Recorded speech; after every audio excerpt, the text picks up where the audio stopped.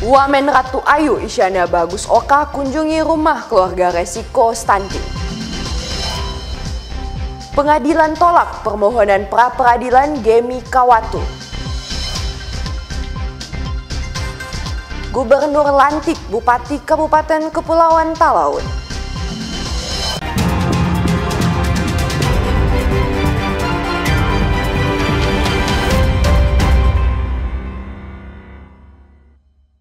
Selamat pagi saudara, apa kabar Anda hari ini? Jumpa lagi dalam program khusus Kompas Manado Sepekan edisi Sabtu 21 Juni 2025. Selain 3 berita tadi, kami juga akan menyajikan rangkuman sorotan menarik dalam sepekan untuk Anda. Bersama saya Anata Samewoh, inilah Kompas Manado Sepekan selengkapnya.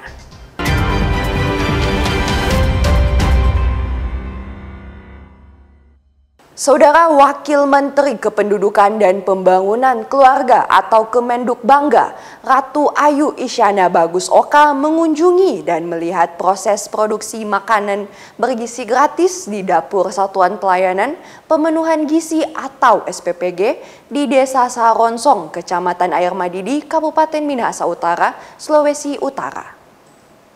Dalam kunjungan kerjanya ke Provinsi Sulawesi Utara, Wakil Menteri Kependudukan dan Pembangunan Keluarga atau Kemenduk Bangga, Ratu Ayu Isyana Bagus Oka, juga terlihat mengunjungi Desa Saronsong, Kecamatan Air Madidi, Minahasa Utara, dan melihat langsung proses pembuatan makan bergizi gratis di Dapur SPPG yang baru saja diresmikan Kepala Dinas Pangan Provinsi Sulawesi Utara. Selanjutnya, Wamen Isyana langsung menuju ke Sekolah Dasar Negeri SDN 3 Sorongsong dan membagi-bagikan paket makan bergizi gratis kepada para murid. Wamen juga terlihat menyapa para murid beserta guru sambil memastikan seluruh murid menerima paket MBG yang sudah dipersiapkan. Wamen Kemenduk Bangga Ratu Ayu Isyana Bagus Oka bilang bahwa ini merupakan komitmen dari Presiden Prabowo Subianto agar setiap anak bisa mendapatkan gizi yang baik supaya bisa mengikuti proses belajar dengan baik. Ya, ini kan SPPG pertama di Minahasa Utara, ini sedang simulasi, jadi tentunya akan ada perbaikan-perbaikan ke depannya. Tadi sendoknya masih belum siap, jadi kan kita mesti lihat bahwa sendok juga berarti kan harus ada disiapkan atau anak-anak disiapkan untuk membawa sendoknya dari rumah.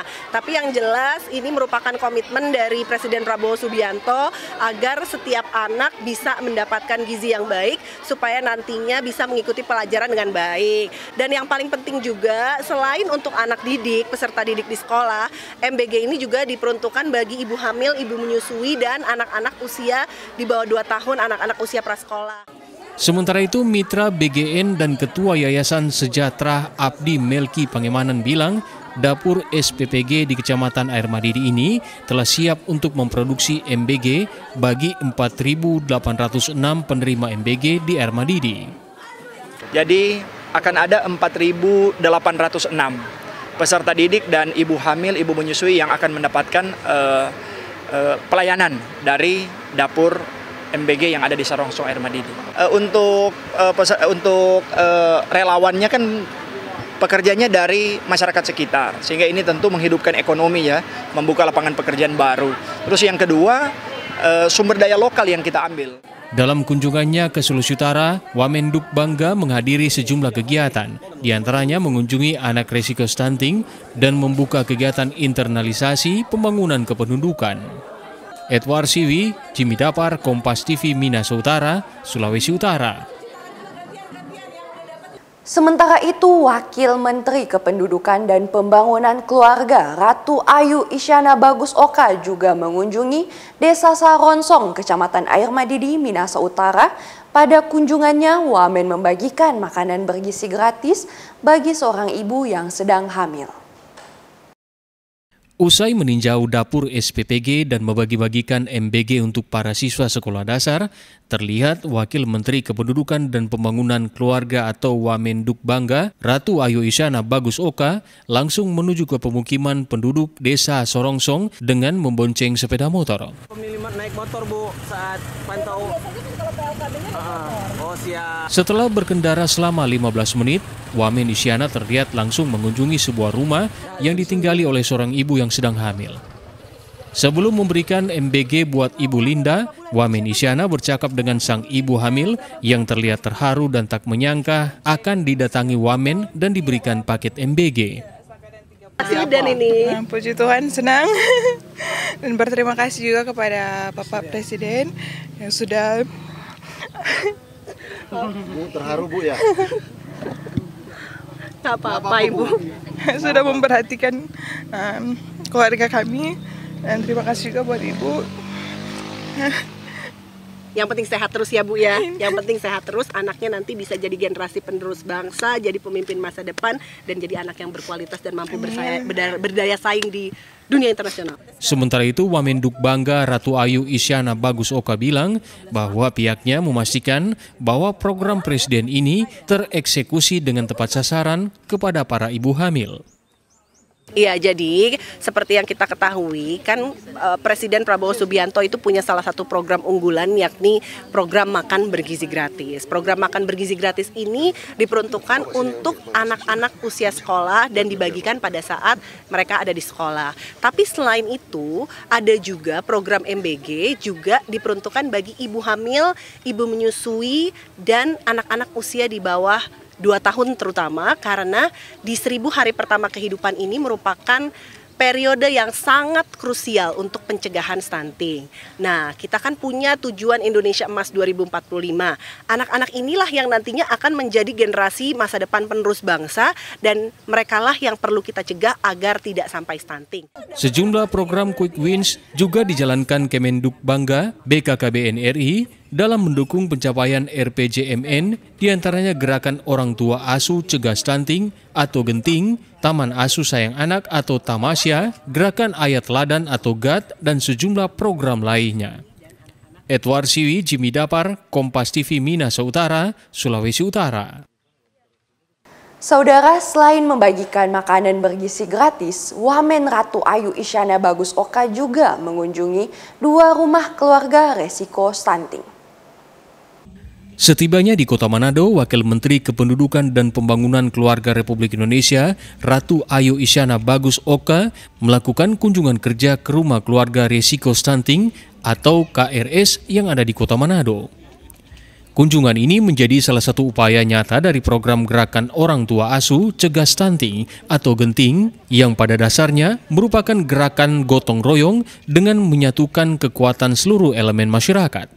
Dalam kunjungannya ke keluarga risiko stunting, Wamen Isyana Bagus Oka tampak dekat dengan anak risiko stunting yang dikunjungi di Kota Manado. Mantan presenter TV One dan politisi Partai Solidaritas Indonesia ini memberikan suapan menu makanan bergizi bagi anak yang dikunjunginya itu, serta memberikan bantuan berupa vitamin, susu, beras, dan telur ayam. Isyana Bagus Oka mengatakan Gerakan Orang Tua Asuh Cegah Stunting Genting merupakan program yang diinisiasi oleh Menteri Kependudukan dan Pembangunan Keluarga Wihaji, di-launching di awal Desember 2024 lalu. Program ini merupakan bagian dari Astacita Presiden Prabowo Subianto untuk mewujudkan pembangunan sumber daya manusia yang unggul, mempengaruhi tercapainya bonus demografi Indonesia 2045, di mana percepatan penurunan stunting menjadi upaya Kementerian Kependudukan dan Pembangunan Keluarga (BKKBN) untuk melahirkan sumber daya manusia yang unggul dengan program Genting. Isyana Bagus Oka menyebut program Gerakan Orang Tua Asuh Cegah Stunting atau Genting ini tidak melibatkan APBN dan APBD, tetapi mengikutsertakan partisipasi dan peran masyarakat, BUMN atau perusahaan guna mewujudkan Indonesia bebas stunting. Kita melihat dan kami ingin membantu agar masing-masing daerah punya semacam guidance atau pedoman untuk mengikutsertakan 30 indikator-indikator dari lintas kementerian yang termasuk dalam program-program kependudukan. Itu diturunkan bagaimana caranya menurunkan menjadi rencana-rencana aksi. Nah, itu rencananya besok akan kita lakukan. Tapi tentu saja pada saat kami berada di Sulawesi Utara, kami juga ingin melihat langsung dan melakukan evaluasi terhadap program-program kementerian yang sudah dilakukan. Salah satu dari 5 program Kementerian Kependudukan dan Pembangunan Keluarga yang dicanangkan adalah 5 quick wins dari Pak Menteri Wihaji. dan salah satunya adalah program Genting, Gerakan Orang Tua Asuh Cegah Stunting. Seperti kita ketahui, angka stunting di Indonesia masih cukup tinggi. Kalau sebelumnya di tahun 2023 itu di 21, kemarin sudah disampaikan bahwa angkanya di 2024 itu turun menjadi 19,8, tapi ini juga masih cukup tinggi. Kita akan coba terus untuk melakukan penurunan dari prevalensi stunting itu.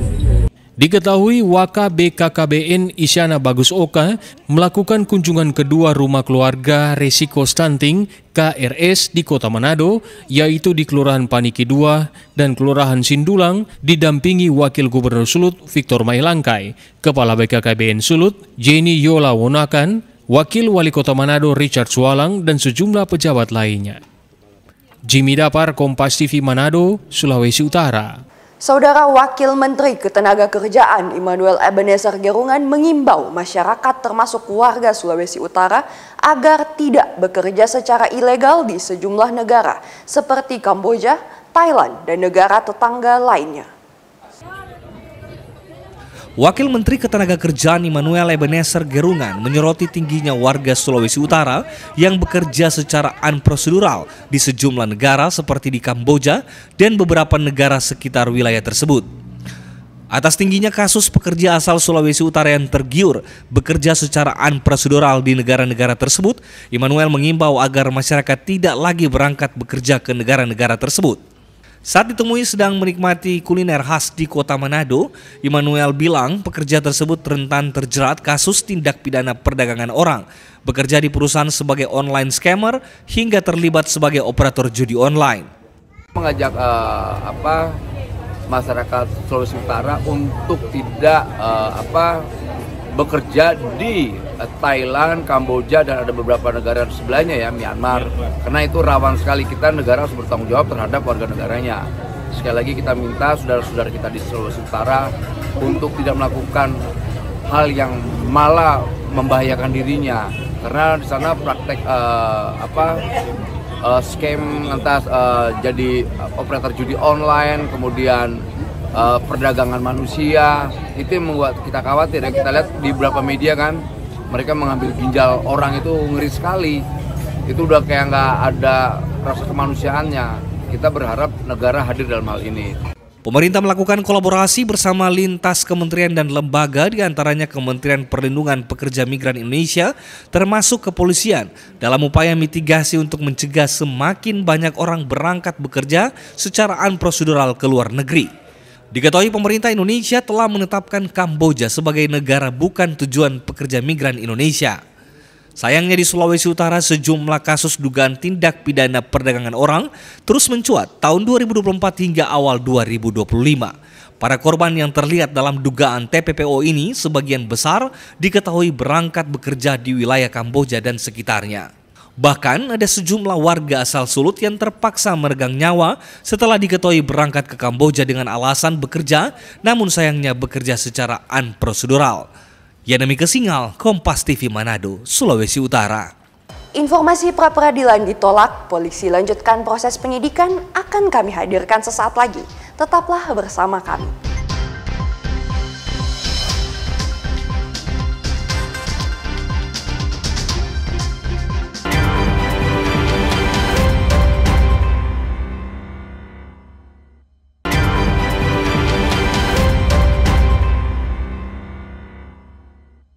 Terima kasih Anda masih bersama kami, Saudara. Hakim menolak permohonan pra-peradilan yang diajukan oleh tim kuasa hukum tersangka Gemi Kawatu dalam kasus dugaan korupsi dana hibah Gereja Masehi Injili di Minahasa di Pengadilan Negeri Manado. Sidang pra-peradilan yang diajukan oleh tim kuasa hukum Asiano Gemi Kawatu kembali digelar di Pengadilan Negeri Manado, Senin 16 Juni 2025. Dalam agenda sidang tersebut adalah mendengar putusan hakim. Hadir AGK sebagai pemohon serta pihak tergugat dari Tipikor Polda Sulut. Dalam sidang, Ketua Majelis Hakim Tunggal Ronald Masang membacakan satu persatu setiap pertimbangan putusan. Kemudian membacakan amar putusan, yaitu menolak permohonan pra-peradilan pemohon untuk seluruhnya. Yang telah melakukan penahanan terhadap diri pemohon pra-peradilan adalah tidak sah atau cacat demi hukum haruslah ditolak, sehingga terhadap petitum mereka juga turut pula untuk ditolak, sehingga pemohon pra-peradilan ditolak untuk seluruhnya. Menimbang bahwa dengan ditolaknya permohonan pra-peradilan, maka tindakan termohon pra-peradilan adalah sah menurut hukum dengan tetap menjamin sifat kodrati manusia dan menjunjung tinggi asas praduga tak bersalah dan asas due process of law, asas yang melindungi hak individu warga negara untuk diproses sesuai prosedur hukum. Pemohon pra-peradilan telah mencukupi 2 alat bukti, juga dengan penetapan tersangka. Selanjutnya perlu diketahui bahwa putusan pra-peradilan ini hanya menilai formalitas daripada proses penyelidikan dan penyidikan yang dilakukan oleh termohon. Mengenai apakah pemohon pra-peradilan Bapak Asiano Gemi Kawatu benar atau salah melakukan tindak pidana yang disangkakan oleh pihak termohon, hal tersebut nanti akan dibuktikan dalam pembuktian materi pokok perkara. Alhamdulillah sudah keluar putusan pra-peradilan atas nama salah satu tersangka kami, AGK, yang mana pengadilan telah menolak pra-per dari salah satu tersangka kami, AGK. Terima kasih. Menanggapi putusan tersebut, kuasa hukum Asiano Gemi Kawatu mengatakan pihaknya menerima putusan yang disampaikan oleh hakim, namun pihaknya akan terus berjuang di sidang pembuktian nanti. Oke. Kita akan. Jadi untuk materi sudah siap juga. Oh siap. Oke. Kita akan buktikan bahwa beliau tidak bersalah dalam pokok perkara ya. Oke, siap. Ada upaya lagi Pak? Sudah jelas dong. Materinya kan belum.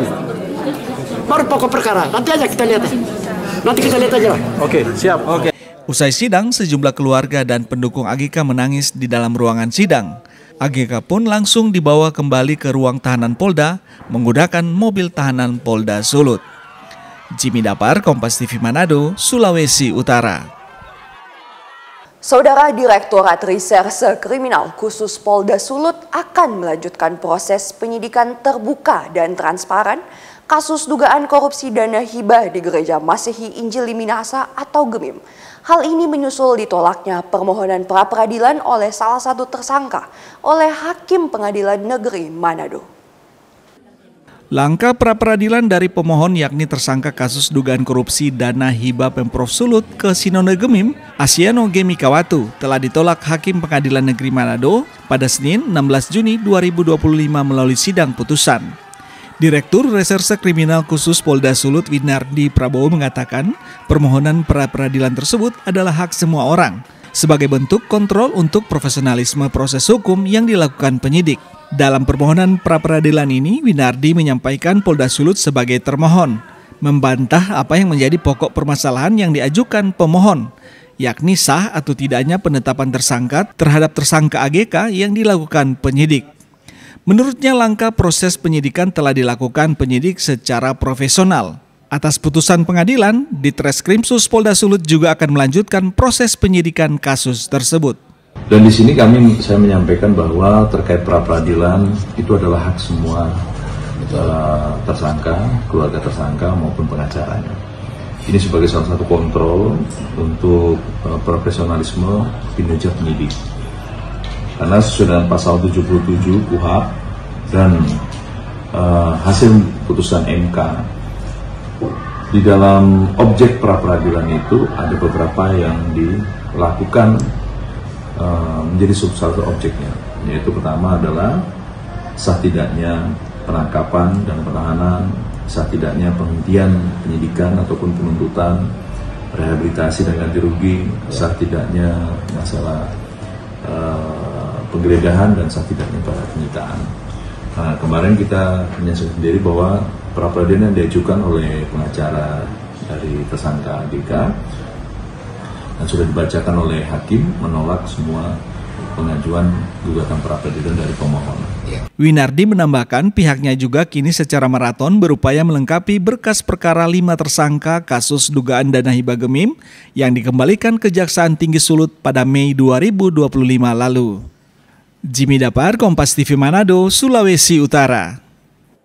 Saudara, proses hukum berbagai kasus korupsi saat ini masih terus berjalan di Polda Sulut.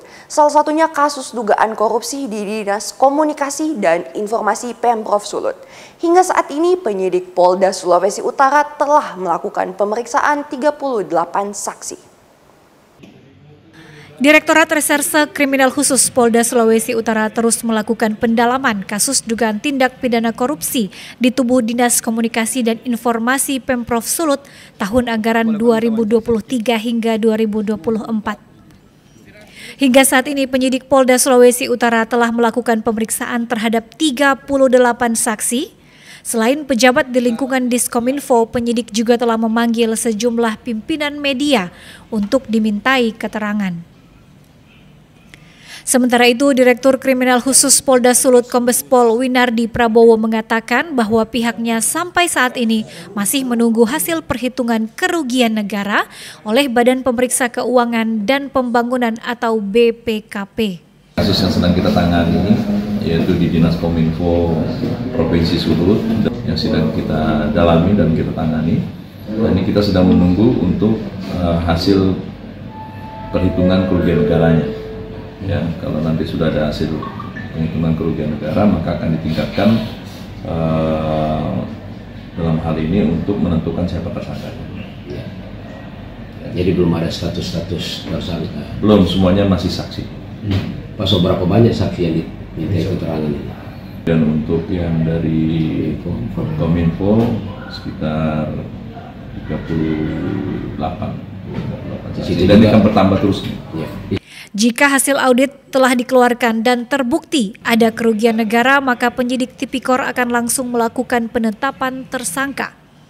Jimmy Dapar, Kompas TV Manado, Sulawesi Utara. Saudara, informasi Gubernur lantik Bupati Kabupaten Kepulauan Talaut akan kami hadirkan usai jedah berikut. Tetaplah bersama kami.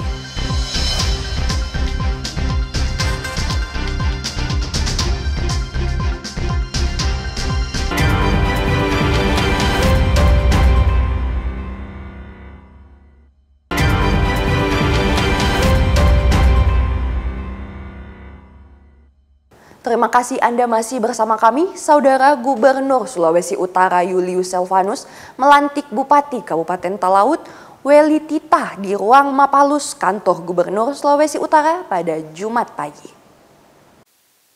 Setelah memenangkan proses pilkada yang berlanjut hingga pemilihan suara ulang atau PSU Pilkada Kabupaten Talaut, calon bupati dari Partai PDI Perjuangan Weli Tita akhirnya resmi dilantik sebagai Bupati Talaut oleh Gubernur Sulawesi Utara Julius Selvanus. Diketahui Kabupaten Talaut Sulawesi Utara adalah salah satu dari 8 daerah yang harus menjalani pemilihan suara ulang atau PSU. Bupati Talaut Weli Tita mengaku bahagia karena akhirnya bisa menyelesaikan proses PSU hingga menang dan resmi dilantik. Iya. Setelah menunggu sekian lama, perasaannya seperti apa, Pak? Perasaan kita berdua ini sangat berbahagia, Pak. Iya. Akhirnya setelah berbagi sekian lama dibuat suatu pemilihan yang berulang-ulang, akhirnya boleh menang juga. Sebab selama ini saya lihat memang amburadul di sana, Pak. Semua belum tertata. Jadi saya berharap dengan saya memimpin di sana, saya akan atur lebih bagus lagi, Pak. Ada sinergi dengan pemerintah Provinsi Sulawesi Utara? Harus, Pak. Tetap jalan. Ajakan untuk masyarakat Kabupaten Kepulauan Talaut yang kemarin? Ajakan saya lah, mari kita sama-sama membangun. Sebab sekarang sudah dilantik, seperti mereka ketahui hari ini saya dilantik, berarti sudah menjadi bupati semua masyarakat. Sementara itu, Gubernur Sulawesi Utara Julius Selvanus bilang bahwa pekerjaan berat menanti Bupati Talaut dalam memimpin daerahnya. Ya, ini perjalanan panjang ya untuk Talaut. Dari 15 kabupaten kota Provinsi Sulawesi Utara, baru hari ini satu yang tertinggal yaitu Kabupaten Talaut. Puji Tuhan kita sudah lantik dan tentunya Bupati Talaut beserta wakil akan segera berangkat mengikuti jejak kami dulu, melaksanakan retreat di Bandung ya. Jadi Kita berharap dengan pelantikan tadi, Talaut sudah memiliki bupati dan wakil bupati yang memiliki visi dan misi yang cukup bagus, yang bisa akan memajukan Kabupaten Talaut. Diketahui saat ini masih menyisakan Provinsi Papua yang masih harus menjalani PSU kedua yang diselenggarakan pada 6 Agustus 2025 mendatang. Jimmy Dapar, Kompas TV Manado, Sulawesi Utara. Saudara, sistem penerimaan murid baru atau SPMB di SMP Negeri 1 Manado telah mencapai kurang lebih 800 pendaftar. Padahal sekolah negeri ini hanya memiliki kuota siswa baru sebanyak 480 siswa. Jumlah pendaftar dalam sistem penerimaan siswa baru atau SPMB tahun ajaran 2025-2026 di SMP Negeri 1 Manado membludak. Padahal saat ini jadwal penerimaan siswa baru tahap pertama masih sementara berlangsung dan dijadwalkan akan berakhir pada 25 Juni mendatang. Adapun jumlah pendaftar hingga 28 Juni 2025 sebanyak 800 calon siswa, sementara kuota yang tersedia hanya 480 kursi. Membludaknya jumlah pendaftar di tahap pertama ini mengindikasikan antusiasme murid untuk sekolah di SMP negeri saat ini sangat tinggi.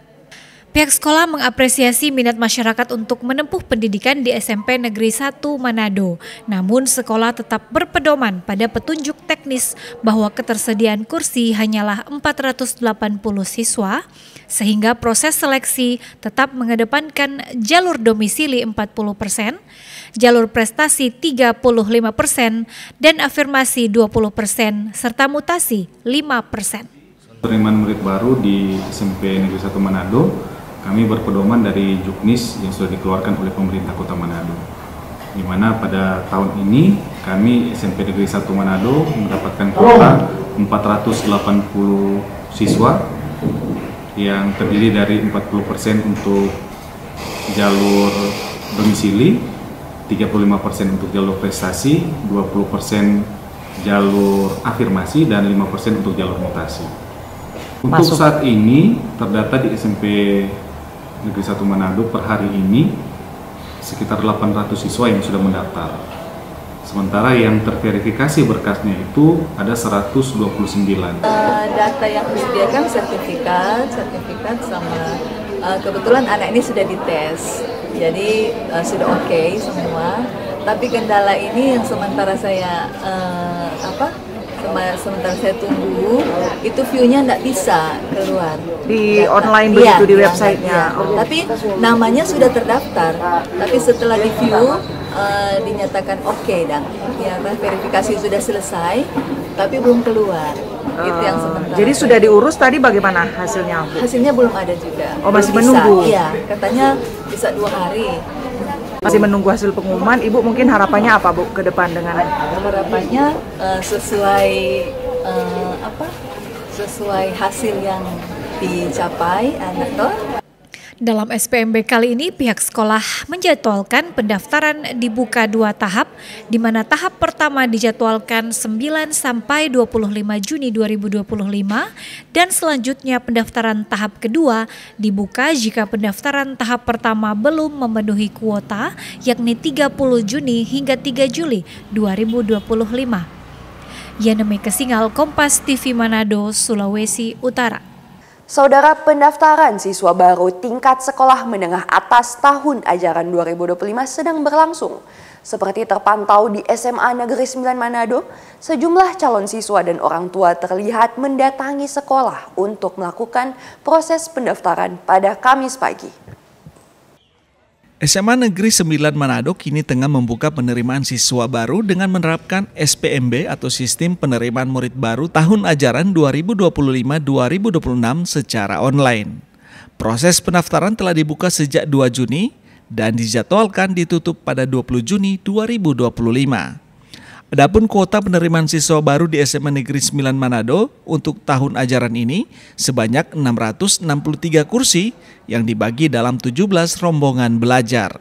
Ketua Panitia SPMB SMA Negeri 9 Manado, Ida Ketut Alit bilang, sejak dibuka tanggal 2 Juni yang lalu, Proses pendaftaran berjalan relatif lancar dan jelang ditutupnya masa pendaftaran terdata ada 672 calon siswa yang melakukan proses registrasi secara online. SPMB di SMA Negeri 9 Manado kuotanya adalah 17 kelas 663 siswa. Nah, jadi pendaftaran sampai saat ini berjalan lancar dari tanggal 2 sampai dengan tanggal 20 besok hari. Jadi tapi pelaksanaan realnya itu mulai tanggal 5 karena tanggal 5 baru mulai pengumuman kelulusan untuk siswa SMP. Jadi yang mendaftar sampai kemarin tercatat ada pukul 15 itu ada 672 siswa. Itu berarti 2 hari ini masih akan ada penambahan lagi ya? Iya, masih akan ada penambahan untuk hari ini dan besok. Dalam SPMB kali ini dari total 663 kursi yang tersedia, pihak sekolah menerapkan seleksi dengan 4 jalur penerimaan, yakni jalur domisili dengan persentase 30%, jalur afirmasi 30%, jalur prestasi 30%, serta jalur mutasi 5%. Yani Mika Singal, Kompas TV Manado, Sulawesi Utara. Informasi tadi menutup jumpa kita dalam program Kompas sepekan kali ini. Saya Anatasa Mewoh dan mewakili tim redaksi Kompas TV Manado mengucapkan terima kasih atas perhatian Anda. Selamat berakhir pekan, sampai jumpa.